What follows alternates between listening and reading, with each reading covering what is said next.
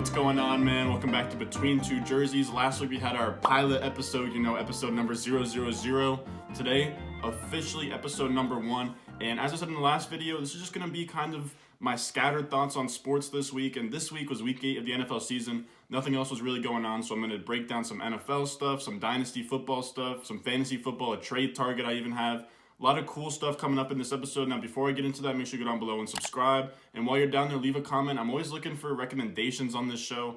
For right now, I'm kind of just sitting down on the laptop, writing out like an outline or write-up for this episode and just kind of free-flowing with thoughts. But if I run out of ideas, if I want to add on to the video, I'd love to hear some suggestions. I'd love to do like a Q&A mailbag type episode. One of the boys down in the comments was recommending maybe going through the dynasty rookies that did well this week. So those are some things that I'm looking at. And before I go on any longer, let's get into episode 1, Between Two Jerseys, man. Let's go. This past Sunday, we had a lot of stuff happen. The Baltimore versus Steelers game was a big game. You had the shit show on Sunday night with the Eagles and Cowboys.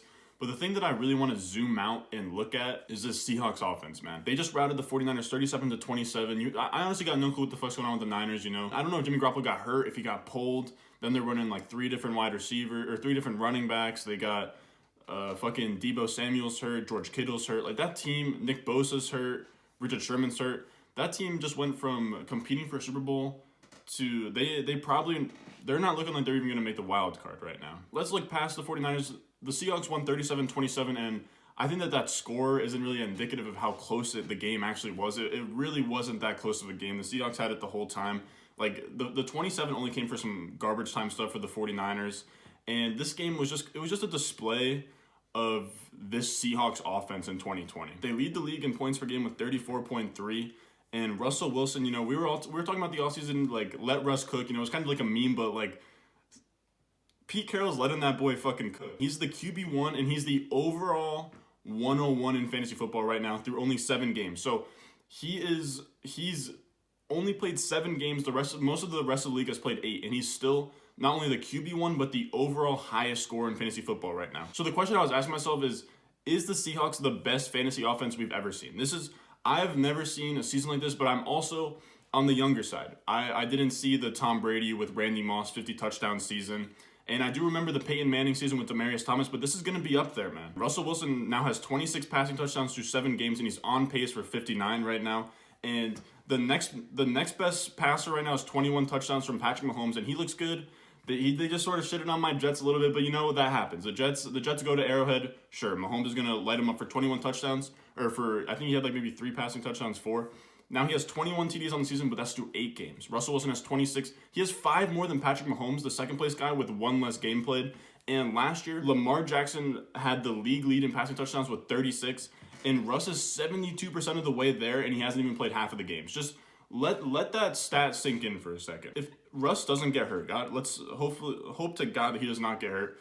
This is not only an insane quarterback season, but this offense as a whole is insane. They're averaging 34.3 points per game right now. Russell Wilson's on pace for 59 passing touchdowns. And then after we go from Russ, let's go to the running back position. We have Chris Carson, who he has been banged up a lot, but on a per-game basis, he's the RB7 in points per game among running backs. So they have a top 7 running back, the overall 101 at quarterback. Russell Wilson is doing insane things. And then you look past that, and you go to the wide receiver. Now, before I even get into wide receivers, the whole reason why this is even possible is because the Seahawks defense is so bad. They're giving up a lot of points. Jamal Adams isn't there. That whole defense, besides Bobby Wagner, has just been decimated. And what that allows you didn't really see it this game. The 49ers did put up 27, but it wasn't as close as that. There was a lot of garbage time touchdowns happening, and the Seahawks having a bad defense, that's just what happens. But the Seahawks defense allows the other team to always be in the game. The Seahawks are rarely blowing out teams because their defense is so bad. That's why a game that they easily had all along was only like a 10-point deficit at the end of it. Now, when that happens, it causes the Seahawks to almost be forced to let Russell Wilson pass the football. So that's how you get Tyler Lockett and DK Metcalf, who are wide receiver 2 and wide receiver 3 in points per game, behind only Devontae Adams. You're looking at Russell Wilson, who's the QB1, overall 101 in fantasy football. Then you have Chris Carson, who's the RB7. And then at wide receiver, we have Tyler Lockett at the wide receiver 2 and DK Metcalf at the wide receiver 3. The even wilder part is that Tyler Lockett is the wide receiver 2 after having like a dud week on Sunday against the 49ers. I think he only had like 40 receiving yards. He had somewhere on the lower side where it was a DK Metcalf game. When you get a DK Metcalf game, you not only know it for sure, but it's special, man. He had 15 targets, 12 catches for 161 yards and 2 touchdowns on the 49ers defense. This is a defense that I know that they have a lot of injuries, but they're still a top 10, top 15 defense, and DK Metcalf just shitted on them, man. And it's not like they're completely decimated. Like I said, on Player Profiler, the number 2 corner on Player Profiler is Jason Verrett, who's only been giving up 4.2 fantasy points per game to opposing wide receivers. Well, DK Metcalf says, fuck all that. I'm going to come in there. I'm going to score 34.1.5 PPR points. He had a 40% target share, 50% of the passing touchdowns, and he had 61% of Russ's passing yards. He just absolutely dominated. And like I said, that was against Player Profiler's number 2 cornerback, Jason Verrett. Now, I know Jason Verrett, he's been kind of off the radar recently. He's not really a big name anymore. But remember, when he was on the Chargers and he got drafted early, he was a big name, up-and-coming corner. Then he got hurt, got some injuries. Now he's on the 49ers. And I do know that Witherspoon and Sherman are out. But DK Metcalf's lining up most of the time against Jason Verrett, and he absolutely torched him. And it wasn't just torching him deep like he usually does. DK Metcalf is no longer just, you can't just meme DK Metcalf and say, oh yeah, he just lines up on the left and he run streaks the whole game. It's not the same thing where Michael Thomas and you're going to meme him for slants, which is honestly bullshit to begin with. But to marginalize these receivers as a one-dimensional type guy, that's fine. When DK Metcalf came in, he was a raw receiver. He was a guy that was a deep threat in college and specialized in streaks and shit like that. But now DK Metcalf, he's really perfected his craft. I talked about this in the offseason. DK Metcalf, he came into the league as a guy that's just going to run streaks, but by the end of the season, he became more than that, and it shows on the route trees on NFL Next Gen Stats. When you look at that, the main game that did it for me was the game against the Eagles in the playoffs. In that game, DK Metcalf was used as the alpha, and that's how he's being used in 2020, and that's what we saw on Sunday. He was lining up in the slot, he was running comeback, streaks, screens, slants. As I said, he's going to be working in all 3 levels of the field, and that's what's huge for that alpha level receiver, for him to make that next step. And it's really just sort of the beginning of what's going to be a special borderline Hall of Fame career for DK Metcalf. I know that's insane to say in his second year, but I'm so sure that what we're seeing from DK Metcalf is not just a product of Russell Wilson being super efficient and is DK Metcalf's talent. Right now, I'm not sure how many receivers you can put over DK Metcalf on a list of best wide receivers in the NFL. If the league restarted today like a Madden fantasy football draft, and we're drafting teams for 1 year, not from a dynasty perspective. From a dynasty perspective, we know DK Metcalf is like a top 1 or 2 wide receiver because over the next few years, he can be great. But just for 2020, how many receivers would you draft over him? For me, it's a short list, man. I would just have probably DeAndre Hopkins, Devontae Adams, Tyreek Hill, and Michael Thomas over DK Metcalf right now. And then DK Metcalf, I would say, is firmly in that next tier. He's in that next tier with guys like Keenan Allen.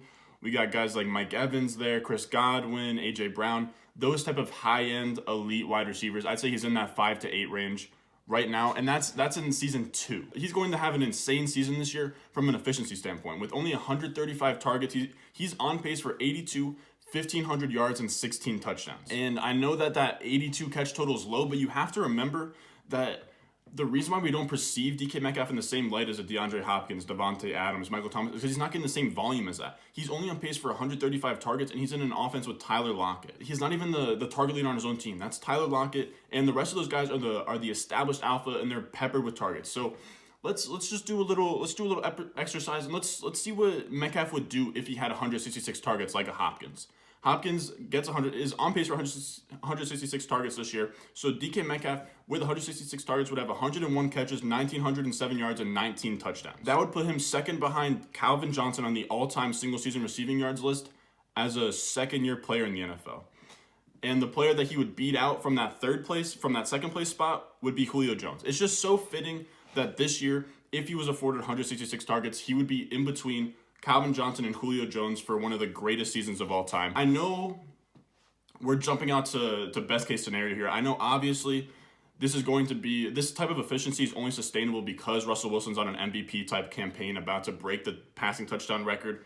But if Tyler Lockett wasn't in the Seattle Seahawks offense and this was a Russell Wilson MVP season where DK Metcalf was the only wide receiver 1 in that offense, DK Metcalf as a like 21, 22-year-old second-year player in the NFL would post a historic NFL season, and I think that because of that lack of just 30 more targets is what's going to put him stat-wise behind the elite tier of a Devontae Adams, DeAndre Hopkins. When I think that he really is, I know it's early, but I think that he's in that exact range, the same way that Julio and Calvin Johnson were. When they came into the league, that second season they really broke out, but their team isn't there with the targets, because you have to look at a guy like Julio Jones. He didn't get 130 targets until his 4th year, because he was kind of the 1B to Roddy White. The similar way that Metcalf's the 1B to Tyler Lockett. That's what I'm saying. So the numbers aren't going to be the same as a Michael Thomas, Hopkins, Julio Jones from a targets catches perspective, but that's not to say that he's not as talented as those players. It's just a matter of him being an offense with Tyler Lockett and not being afforded those same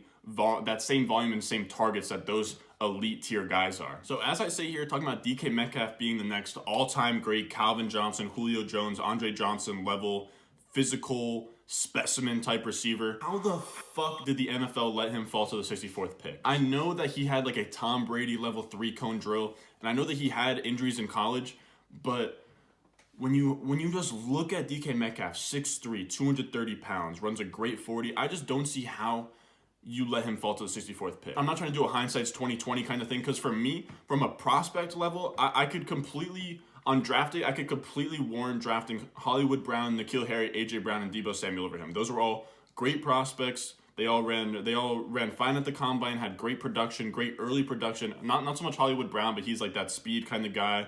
On the Oklahoma offense, they were all legit wide receiver 1 prospects and top 50 level picks. Whereas I think that the wide receivers after those guys and before DK Metcalf are probably some of the most like catastrophic team crippling picks, because you were the team that messed up on the pick. The guys drafted in between that tier of players and DK Metcalf, even though pre-draft we all knew that DK Metcalf was in that exact tier of players. He was with the AJ Brown, N'Keal Harry, Deebo Samuel, Hollywood Brown tier. He should have been in that top 5, but NFL evaluators thought that they were being smart. You know, the front office guys, oh, he doesn't run a fast 3 cone, he got hurt in college, let's just pass on him. So instead they took Mecole Hardman, JJ Arcega-Whiteside, Paris Campbell, and Andy Isabella. Like I said, I'm not trying to play 2020, or I'm not trying to say like you can't just give a hindsight bias like, oh yeah, of course you should have taken that wide receiver. But before that, in the pre-draft process, the analytics, the dynasty community, we knew that DK Metcalf deserved to be ahead of those wide receivers. And I think that this was just the NFL really overthinking this pick. In college, as a sophomore, he was an elite deep threat guy with over 20 yards per reception. Then you also have him run a 4.33. So he's already a Deshaun Jackson level deep threat in the body of Julio Jones. So as an NFL evaluator, how do you not just take the elite deep threat with the body of a red zone target and just sell yourself on molding him into the next great wide receiver, similar to like kind of how the Bills, they take Josh Allen, oh yeah, we'll mold him into that next like big arm, big body kind of guy like Justin Herbert, Carson Wentz. Why not do the same thing with that wide receiver? It's not like he wasn't getting the hype. I remember the morning that he ran that 40 time, there were places like Bleacher Report, ESPN, every place on Instagram, Twitter was talking about DK Metcalf's 40 time. And I remember seeing in the I know the comments, I know you got bozos in the comments, but people in the comments talking about, oh, this guy's going to be a top 15 pick, wide receiver 1, all this stuff. And I remember the mock drafts. He was projected to be a top 20 pick, a first-round pick, and then draft day comes, and he falls all the way to the late second. Nobody thought he'd fall to the 64th pick. They were trying to sidestep the next Kevin White, Rashad Perriman, Doa Green Beckham, those size speed guys that just end up flaming out in the NFL. And I could see why they would see that with Julio Jones, but you have to remember that, like I said, it's not just AJ Brown. He's a size speed guy. He only broke out for 1 season. He broke out as a sophomore, and he played well. And I think in the process of trying to sidestep a guy like Perriman, White, Green Beckham, instead they sidestepped the next Julio Jones for a Perriman, White, Green Beckham type player. These guys, Paris Campbell, Andy Isabella, JJ Arcega-Whiteside, Mecole Hardman, I would be shocked if any of those guys end up in a Pro Bowl, if any of them crack like 1,100 receiving yards in a season. A lot of those guys were players that just on paper, in the combine, just didn't even have the same upside as a Metcalf. And while you're in that second round, at that point you're shooting for upside, especially at a position like wide receiver.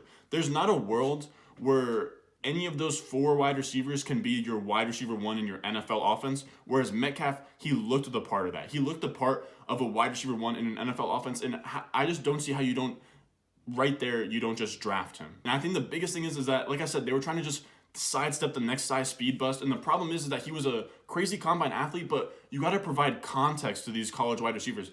He was DK Metcalf his sophomore year, he broke out, which is crazy. You want your receiver to break out as a sophomore, and that's what really cements him as a good wide receiver. That's what AJ Brown did, that's what Juju Smith-Schuster did, Chris Godwin. All those great wide receivers, they break out at the very latest as a sophomore. He breaks out, not only does he break out as a sophomore, but he breaks out as a sophomore in an offense with AJ Brown, Van Jefferson, They had Dawson Knox. So those two wide receivers, Van Jefferson and AJ Brown, both second-round picks, and then they had Dawson Knox at tight end. So it was a stacked offense, and then they had a struggling QB, Shea Patterson, shitty ass QB room. I don't know how that happens where you have AJ Brown, DK Metcalf, Van Jefferson, and Dawson Knox, and you don't somehow make a run at the national championship. But that's for another time. That's for the incompetence of Ole Miss. But once you add that context, you can't even compare him to a guy like Kevin White, who didn't break out until his senior year in a Big 12 offense. The SEC of 2017, 2016 is much different than the Big 12 of 2014, 2013. And not only that, he broke out as a senior. He didn't do it as a sophomore, and nobody else in that receiver room got drafted as high as an A.J. Brown or Van Jefferson. So, like I said, he was in an air raid. DK Metcalf was in an SEC offense. I just don't see how we passed up on it. I think that it's going to be a way for the NFL valuers are going to learn from this. Kevin White is a decent example, but honestly, the only reason that he broke out as a senior is because he spent his first 2 years at junior college, and another guy who did that was Brandon Aiyuk. Aiyuk is low-key my favorite wide receiver to buy in seasonal leagues right now, and not in I know that he's a rookie. I know a lot of people think that you should go buy him in Dynasty, that he's more of a Dynasty player as a rookie, but I think that after these 2 good weeks that he just had, players are not going to want to sell him at. They're going to want to try and sell high on Aiyuk. So wait for him to come back down in Dynasty, but in seasonal, I think this is a good spot to buy him. And before I get into why he's a good buy in seasonal leagues, let's zoom out. Let's look at Aiyuk as the player, as the prospect, as the talent. And he got drafted in the first round, 25th overall pick. Kyle Shanahan comes up to grab him. He comes out of Arizona State, and the whole reason why he breaks out as a senior, it's because of community college, but it's also because N'Keal Harry was there. N'Keal Harry, as a junior at Arizona State, was the man of that locker room, of that receiving core. He was a stud. He got drafted in the first round as well to the Patriots. Now, I can't explain to you why N'Keal Harry isn't a stud now. I had him at wide receiver 1 in that draft class. I thought that he was going to be a stud, but he really fucking flamed out. I think he's still somebody that could be like a Devontae Parker, later on in his career, but he's really got to figure his shit out. He leaves Arizona State, and then you have Aiyuk, who comes in as the alpha wide receiver in that offense. He puts up 65, 1192, and 8 touchdowns in 12 games.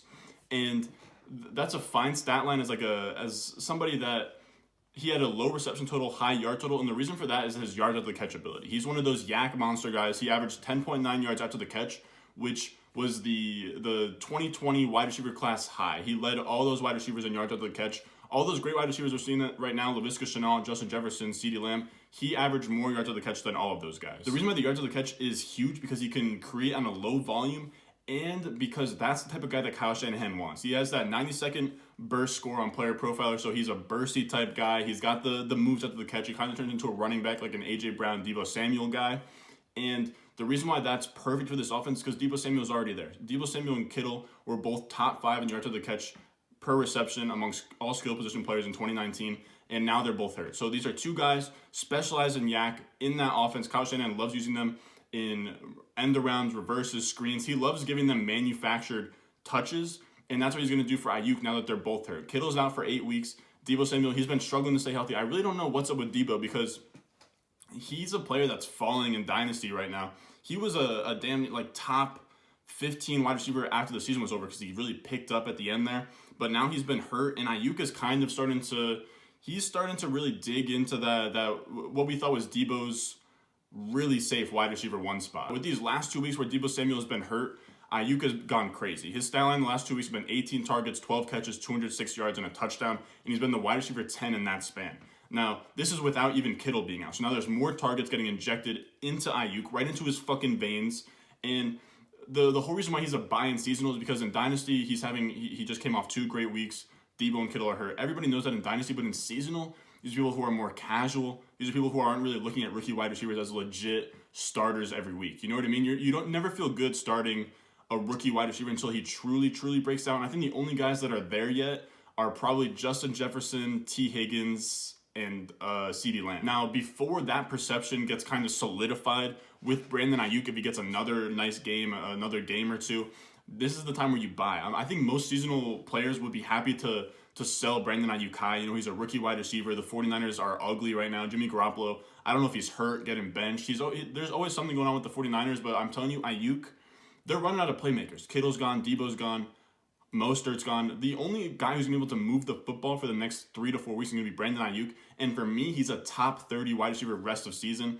And I really like his skill set. He's not a guy where he's going to have to get open downfield. You can get it to him on like a 5-yard in route, a drag route, and he can take it. We've seen him. He had that one fucking hurdle against the Eagles. He can take the ball and just make plays. Another guy who can do that, we've been known that he can do that, is DK Dobbins. He finally breaks out. J.K. Dobbins is a guy that was so frustrating because we knew how good he was at Ohio State. If you watched him at Ohio State with Justin Fields, the offense ran through him. He had over 2,000 rushing yards last year, and J.K. Dobbins was a guy that you could just give the ball and get like 6 to 7 yards per carry. And this was finally the week where J.K. Dobbins was not a part of that bullshit like 3-headed backfield the Ravens have been running. That has been super annoying. He finally gets a snap share above 42%. He gets a 67% snap share, 15 carries for 113 yards. And he averages 7.5 yards per carry on the day. And that's a W for any rookie running back, but not only just a rookie running back, but a guy who did that against the Steelers. The Steelers have the best rush defense on Football Outsiders rush defensive DVOA. So that's a team, they're not giving up free rushing yards. That's a front that has Bud Dupree, Cameron Hayward. You got fucking TJ Watt. They got good linebackers. It's just a good front seven. It's a team that does not traditionally give up running yards, especially not this year. And it wasn't just J.K. Dobbins. He just, you can get inflated stat lines sometimes. Let's say he broke off like a 70-yard run. Then that really messes with the stat line and how good he actually did. But if you go and watch his highlights, if you were watching that game, they were just chunk plays after chunk plays, run after like contact. He was juking out defenders. He just looked really good between the tackles. And I know that Jim Harbaugh is not going to do it once Mark Ingram comes back, but I don't know how you just don't let J.K. Dobbins be the main guy in that backfield. It's so clear that he's better than Gus Edwards. He's better than Mark Ingram. He has a talent. He's the young guy. He's got a lot of juice. And I think that backfield with him and Lamar Jackson is really dangerous. But at the end of the day, I think that the realistic mindset is going to be that once Ingram comes back, Dobbins is going to revert back into like a 3-headed backfield kind of thing. But the positive takeaways here are that Justice Hill, the 4th round pick that got out of Oklahoma State two years ago, he didn't come in and fill in for Mark Ingram. My concern was that Justice Hill would come in and he would just be the replacement in that 3-headed backfield, and it still would be a 3-way split. But it wasn't. It was just J.K. Dobbins and Gus Edwards, which is I think it was kind of a window into next year. The other thing is I'm just happy that we got to see J.K. Dobbins do well. You know what I mean? If he just never got that workload for the rest of the season, it'd be a lot of like wishing, you know what I mean, hoping that he's a good running back. But we saw it today. We saw it on Sunday. He had 7.5 yards per carry against the best rushing defense in the NFL, and that's all I need to see in Dynasty for his 2021 outlook. I don't expect him to be a RB1, RB2 moving forward. He's going to be while Mark Ingram is gone, but Mark Ingram's eventually going to come back, and it's going to be a really weird split. J.K. Dobbins was really the only light spot yesterday, and I think that this game against the Steelers, we're going to see a lot of those Stephen A. Smith, Max Kellerman type guys. They're going to start to poke holes at the Ravens. Are they a fraud Super Bowl contender? I think that they are slightly fraudulent. The records of teams that they've beaten is 13-23-2, and the records of teams that they've lost to is 14-1. And not even just stemming from this season, but last season. Last season they had that MVP type run with Lamar Jackson. They were the 1 seed in the AFC. They get bumped out in their first matchup against the Titans. Back then, they're struggling to win against those high-end teams, and then they're struggling to win in the playoffs and make a Super Bowl run. And this year, it's been a lot of the same. Like I said, the records that they've lost to and records that they've beaten are two completely different worlds of talent. And I think they're going to be a team that they're going to beat they're going to beat the teams that they're supposed to beat. And the rough games have been tough for the Ravens recently. The Steelers game was close. They only lost 28-24 at home. But that KC game they played at home, KC came into their crib in Baltimore, and they lost 14 on, it was like Sunday Night Football or Monday Night Football. It just wasn't even that close. And I think that a lot of the fingers are going to start getting pointed at Lamar Jackson. It's tough to ask him to be an MVP.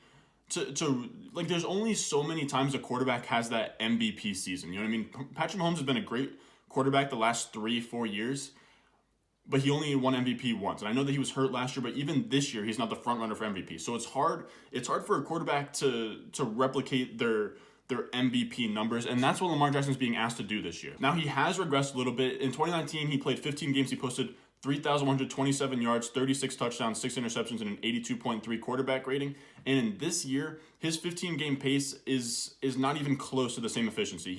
He He's on pace for 28, 77, 25 touchdowns, 8 interceptions, and a 61.6 quarterback rating. So a full 20-point drop in quarterback rating, and that's seen in the interceptions, the lack of touchdowns, less yards. He's throwing a worse completion percentage. He had under 50% completion percentage against the Steelers this week. Again, a solid defense, but it's tough to look at your quarterback as this elite player when he's not passing for above 50% completion percentage. And as a runner, he hasn't been as spectacular. In the first 7 games of last season, he was having 100-yard rushing games. I think he had 3 or 4 of those. This year, he's only had 1, and in that game was only 108 rushing yards. So he's not doing crazy things on his feet, and he's regressed as a passer. So the problem is with the Ravens right now is that they're a team that's almost building defense wins championships, run the ball on offense, and we've seen that that's not the recipe for success in the NFL anymore. The Chiefs last year, they showed that. They played against the number 1 defense in the NFL in the 49ers, and they fucked their shit up. The Chiefs came out there, they scored a lot of points that they're always going to do,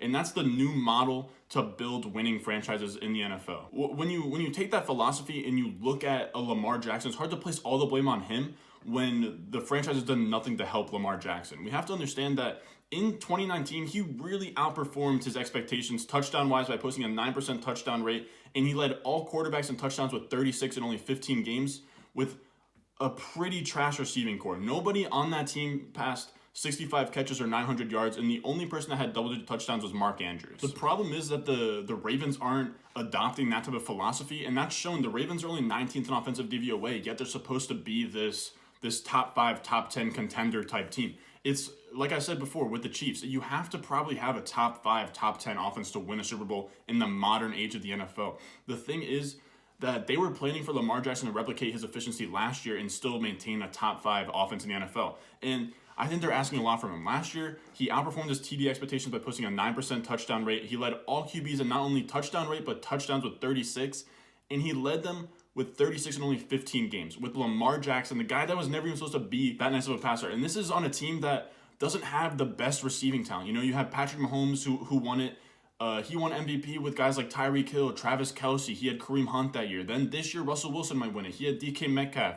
He has Tyler Lockett. He's got Chris Carson in the backfield.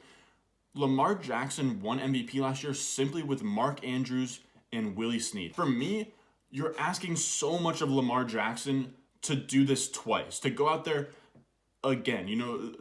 All the evaluators, they have 16 games of tape to watch on Lamar Jackson and how he did it last year, and you're gonna go ask him to do that same exact thing. And the reason why I can't blame any of it on Lamar Jackson, I know he just had 4 turnovers, but the reason why I can't point the finger at Lamar Jackson, why the Ravens aren't the it team right now, why they're not the Seahawks, the Chiefs, why they're not in that top 5 conversation for best, or they are in the top 5, but they're not showing it. They're not beating the teams that they need to beat to get there. And I have trouble blaming it on Lamar Jackson because, like I said in the first episode of Between Two Jerseys, when we evaluate a quarterback, they have to have a proper set of weapons. They have to have a wide receiver 1 and a couple other pieces. All he had last year was Mark Andrews and Willie Snead, and he was an elite Super Bowl caliber MVP type player. And for me, that's all I need to see to cement Lamar Jackson as elite. That's all I have to see. He won an MVP, and he did it without a crazy weapon. He didn't have his Tyreek Hill, his Devonta Adams, his DK Metcalf, all that. So expect him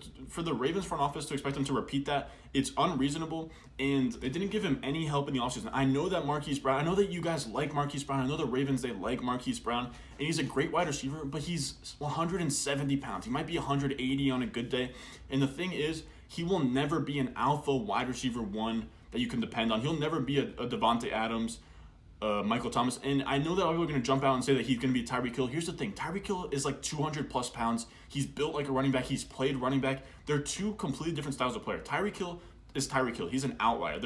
We'll be lucky to see another player that's like Tyreek Hill and as explosive as him, as thick as him, pause if needed, and can make the same plays. Marquise Brown is simply, his ceiling is Deshaun Jackson. Deshaun Jackson that can do a little bit more. Probably like a Deshaun Jackson, Stephon Diggs type guy. Stephon Diggs is his absolute ceiling, and if he becomes Stephon Diggs, then sure. But to expect that in his second season from the Ravens front office is just it's unfair to Lamar Jackson, man. And I think that on top of that, what they did in the draft, It just makes no sense. I understand interior linebacker was a need, and I understand that running back. I understand that J.K. Dobbins is a good player, and I know that Patrick Queen and J.K. Dobbins are good players. But in the first 2 rounds, they go out and take interior linebacker and running back in the first 2 rounds of the NFL draft, and those are two positions that are luxury. You build around quarterback, offensive tackle, edge rusher, wide receiver, and corner, and then you go out from there. So to ask Lamar Jackson to go out there man down and have another MVP season to maybe win a Super Bowl is just so like cocky and unfair to Lamar Jackson, in my opinion. They're doing that boy so dirty. To go out there, they grab a linebacker, a running back, 2 positions that don't affect the field in the same way that quarterback, tackle, edge, wide receiver, and cornerback do. And the thing is that this was such a stacked wide receiver class. If they pass on Patrick Queen, they get T. Higgins. They pass on J.K. Dobbins, they get a guy like Denzel Mims. I'm not saying that T. Higgins and Denzel Mims will save this offense, but at least just give this guy Lamar Jackson some help. It's so they're leaving him on an island almost, putting all the resources into the run game and the defense that they're expecting him to perform at an elite level with Marquise Brown and Mark Andrews. And I know that those are 2 good players, but then next up we have Willie Snead. The last play of the game where they lose to the Steelers was a pass to Willie Snead. You should never, your money play when you're down 4 from the 40-yard line, have to get into the fucking end zone because you can't kick a field goal, should never be let's draw up a play for Willie Snead. There should never be let's call Willie Snead's number on the last play of the game. That should never be the option. I know that they did grab Devin Duvernay in the 3rd round of the NFL draft, but that's not enough. That's not enough help to move the needle. He's a guy that's getting under 2 to 3 targets a game. I like him as a stash in Dynasty, as a buy-in Dynasty, because I think that receiver room is so empty that he will eventually rise to the top and be like a 2nd or 3rd option on that team. So I think that that's a good dynasty buy. But when you look at just this Lamar Jackson situation in general, I think the front office, there's just no excuse for only adding Duvernay in the offseason. And then they also shipped off Hayden Hurst, who was like the 3rd best wide receiver on that, or the 3rd best receiving option on that team. So the way that they're setting up Lamar Jackson in 2020, I think is getting very underreported. I think a lot of the blame is going to be on Lamar Jackson sooner rather than later. So don't be surprised when you hear Skip Bayless sounding off about how Lamar Jackson is a one-hit wonder, can't win in the Super Bowl. I'm telling you, the guy's an elite quarterback. He's the real deal. So when we look back and we see the Ravens get knocked out of the playoffs early again, we can't go back to the same question of, oh, is Lamar Jackson just not getting the playoffs? No, it's because they can't win against the elite teams because their front office decision-making, yes, they've drafted well in the past, so Lamar Jackson's a great pick, but they're not building the team the right way, and they're not building the team for Lamar Jackson, and in turn, it's hurting him. All right, I've made it through this whole episode of Between Two Jerseys, man. I appreciate you. I fucking love you, man. Make sure you go down below and subscribe, leave a comment. Like I said, I'm always open to new ideas for this show. This is a free-flowing show, podcast, whatever you want to call it. Pretty soon we're going to have college basketball, NBA basketball. It's going to be after the NFL season. This is going to be a year-round podcast. I'm going to do it probably once, twice, 3 times a week. We'll see where it goes. For right now, I'm having fun with it, man. And as always, you can find me on Twitter at @RonStewarts_book. And as always, you can find me at @RonStewart_ on Twitter. And I'll see you in the next one.